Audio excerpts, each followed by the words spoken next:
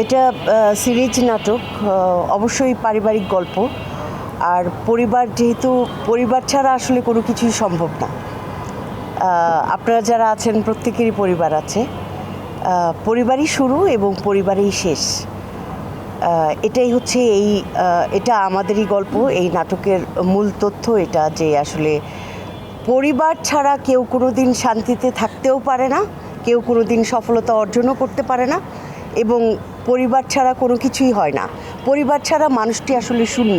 আমাদের পরিচালক মোহাম্মদ মোস্তফা কামাল রাজকে আবিষ্কার করছি যে এত এত কঠোর পরিশ্রম উনি করছেন, আমি রীতিমতো ভরকে যাচ্ছি, চমকে যাচ্ছি। ওনার মেধার সর্বোচ্চ ঢেলে দিচ্ছেন সেটা দেখে তখন আমরাও নড়ে চড়ে বসছি, আমরাও একটা মানে শক্তি নিয়ে এগিয়ে যাচ্ছি যে সবাই একদম সাত সকালে এসে হাজির, স্ট্যান্ড বাই, একদম হাজির।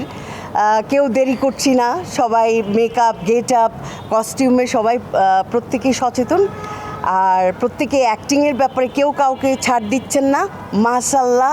আর এই যে আমাদের অনেক স্বনামধন্য একজন গায়ক আরিফিন রুমি, সে বরাবরই সিনেমালার সব কাজে মারাত্মক মারাত্মক সুরের জাদু ছুঁয়ে দেয়, মানে মন্ত্রমুগ্ধের মতো তার গানের সুর মনে হয় যেন সিনেমালাতেই এসে একেবারে ফাটিয়ে দেয়, নাকি রুমি?